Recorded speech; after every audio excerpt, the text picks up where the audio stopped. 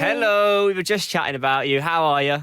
Good. How are you guys? All good, thank you very much. All good. And we hear you're in America. I'm in America. America. How is it 9 a.m. in hmm America? Yes. I was actually prioritizing getting sleep instead of like getting makeup and hair. So this is what you get today. You look amazing. I don't know what you're talking about. Yeah. Absolutely beautiful. Absolutely beautiful. Thank Well, you. Zara, thank you so much for coming to chat to us. My name's Jack, and I have spent all day listening to the album. It's a very different Zara Larsson. If somebody was going to listen to Yeah. Lush Life way back Mm-hmm. when to this now, Mm-hmm. so different. So different. Would you Mm-hmm. describe the Okay. process of making all these songs completely different, or is all like your pillars kind of the same? Well, I've just always had an opinion about what songs I wanted to release, and I've had a sense of like direction and style when it comes to like what I like or just what my ear responds to, Mm, that we all have. But I think also I didn't used to write my songs. really? So no, like I didn't write Lush Life. I just knew I heard it. It was written for me in a writing camp. And when I heard it, I was like, oh yeah, that's the song. That's Mm. my song. And then we released it about 10 years ago. Ooh, crazy. I know, right? And and then now, so I can't really say that, yeah, of course the process was different because I didn't write it. But Mm, now on this album, I wrote it all. really? And I had so much fun doing it. I was really just living my best life with a small group of people. It was Eminike and I. He Mm, executive produced the whole thing. And then Margot Excess and Helena Gao. And it was just us four who like went on this really fun creative journey. And yeah, I feel like it's a bit of everything in there, but it's very me. It's mm. very fun. It's personal. It's cheeky. It's sassy. It's vulnerable. I would guess it's like a little touch of everything regards to like regarding how I'm feeling right now. It's Mm. just like a really good time capsule of um yeah, my life like as 27, I think. And take us through, like, you now writing your songs. Put some people are night people, some people are like day people. What would be your kind of day if you were going into the studio and you were writing a Yeah. track for the brand new album? Are you like matcha first, get there for like maybe 11, or is it like, right, we're starting at Yeah. 1 in the morning and we're going through until the sun comes up? No. You know what? I kind of wish I could do that. I don't know if anyone else in my like writing party would be excited for that. No? I'm such, unfortunately, because I'm such a night owl. Are But you? yeah, yeah, I really am. I've always been, probably always will be. I think that's like genetics. Like that's just like what I've always been doing. I was up all night as a kid too, just reading books, organizing my closet, writing lists, just anything to like not have to go to sleep. Really? Mhm. That's not changed? No, no, I don't think you will. No? But I also think, like, funny enough, I just don't know if you make better, if you make better work, like if you make better songs, if you Mm. would be up later. I think for a lot of people who do that, at least the people I know, they like to stay up very late to, I guess it like becomes acceptable to kind of turn it into a party.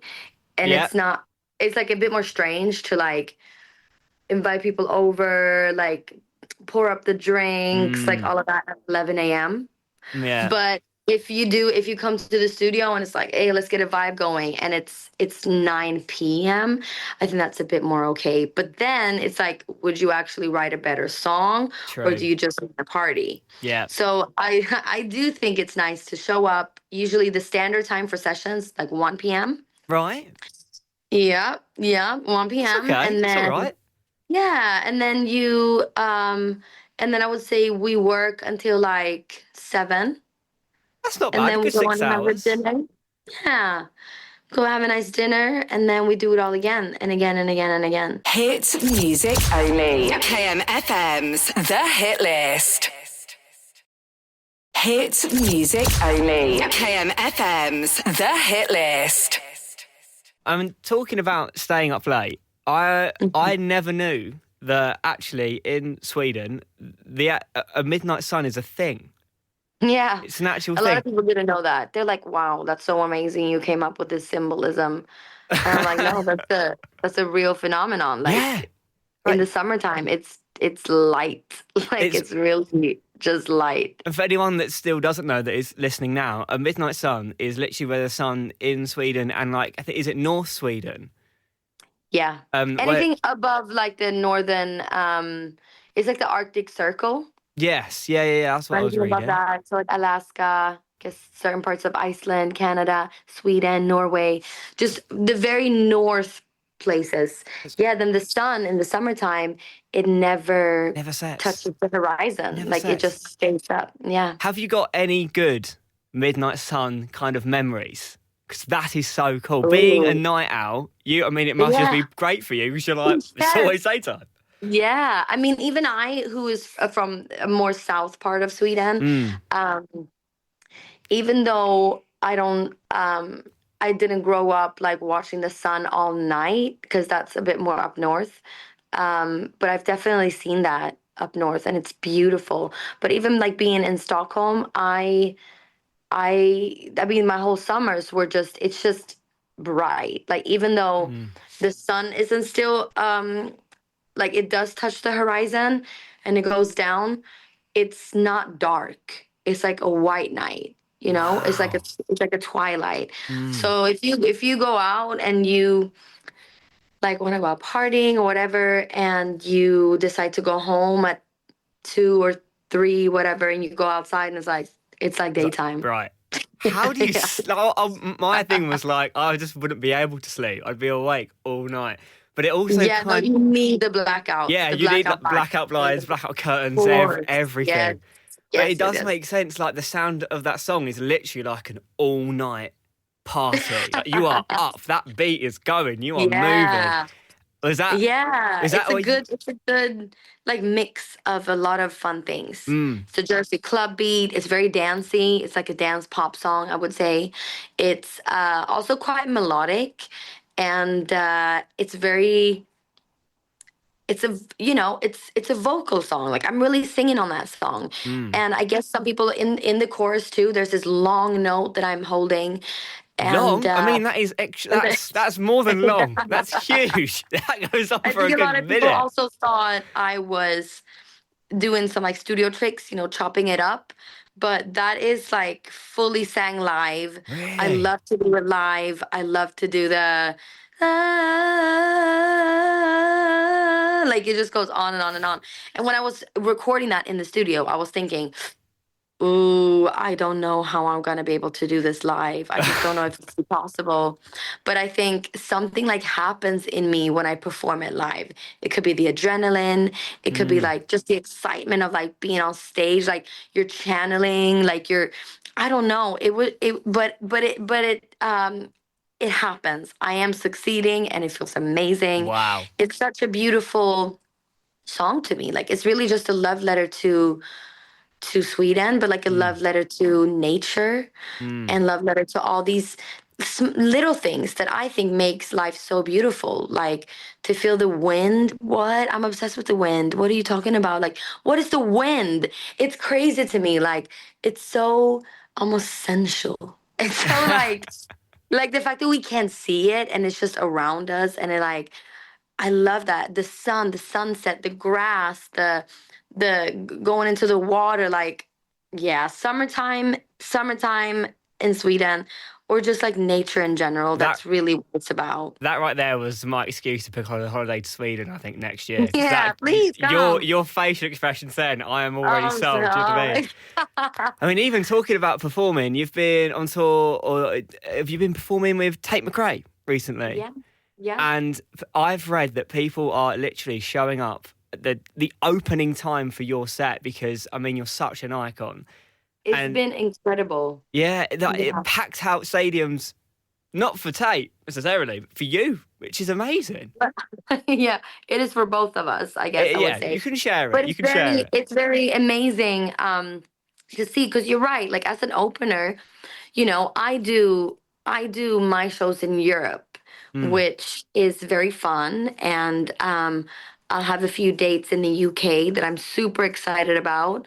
Um, but in the US, like I can't sell arenas yet, also because I just haven't really been touring much at all here in the US.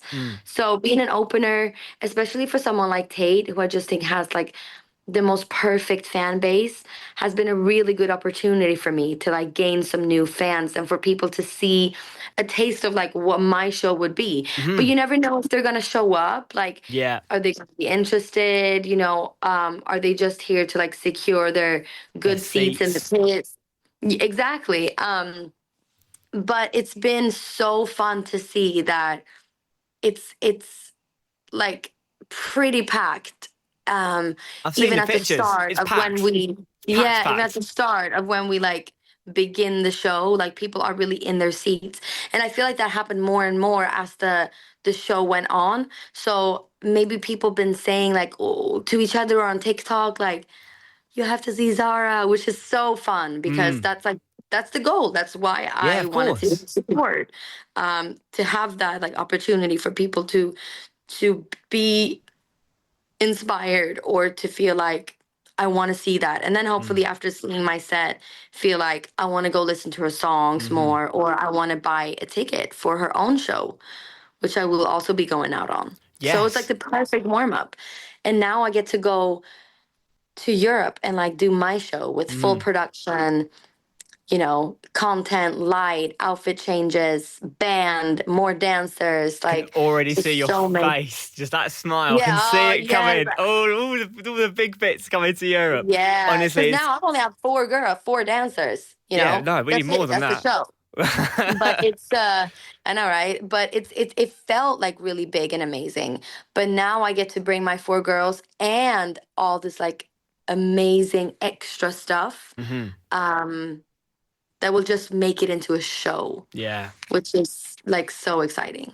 This show is called The Hit List, and we have an ending tradition where we ask the same three questions to every pop star, just to find out a little Okay. bit more about them and their brain and their music that they like. So the first question is, Zara, what song do you listen to that you consider to be your guilty pleasure? I don't know if there's any guilt in the pleasure. Really? Okay. Let's Just see. full Let me full see. pleasure. Yeah, I like honestly, this. I Yeah. listen to so many different things. Um, Lately, I've been obsessed with Fifth Harmony's Boss. Do you remember that one? Okay. Yes, I do Boss. remember that one. Yeah, yeah, Michelle yeah. Obama. Personal head again. Oprah Dallas. Boss. Michelle, like, what? Bring it back. Bring it I back. mean, I they fucking are love that coming song. back, but without Camilla, isn't it? So you I know, know. fingers crossed, fingers crossed, fingers Mm-hmm. crossed. Okay, and then the second one is, and this is purely your own opinion. What Okay. song of your own would you say is the level of potentially overplayed, where you're like, oh, come on, Oh, that's a funny question. Potentially overplayed? overplayed, and we're None. I none. want play it more. Yeah, Play it more. more royalties. Give me more. More royalties. Exactly.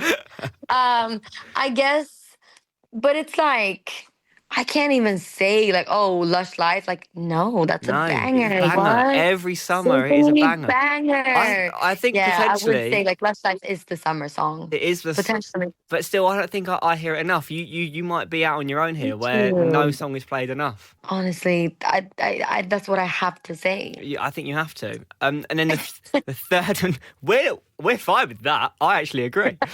The third and final song. We do a thing at 9 o'clock in the evening where it's called Old School Anthems, and it's for Oh. people who are like ending their day or just starting their night shift and they need a little bit of a pick me up. There's three bangers, and we often invite you to pick the first one. So if you had to Wow. pick the one track to kick off somebody's start of their night shift or to get them through whatever they're doing at home, what would be your old school anthem that would be your absolute go-to? My old school anthem. I would actually do, that like David Guetta, what are we supposed to do? Not used to deny it. When love is gone. Now it's always gone. Love is When gone. Love Is Gone. Love David is Guetta. gone. Yes, Love is Gone with David Guetta and Chris Willis and Fred Reister. You know the song. I know Play the it song. and you'll be like, oh, this old banger. Because he's been doing it for a while. He has been So doing it. it counts as a throwback. It counts as a throwback. You just called him old, but I'm just like...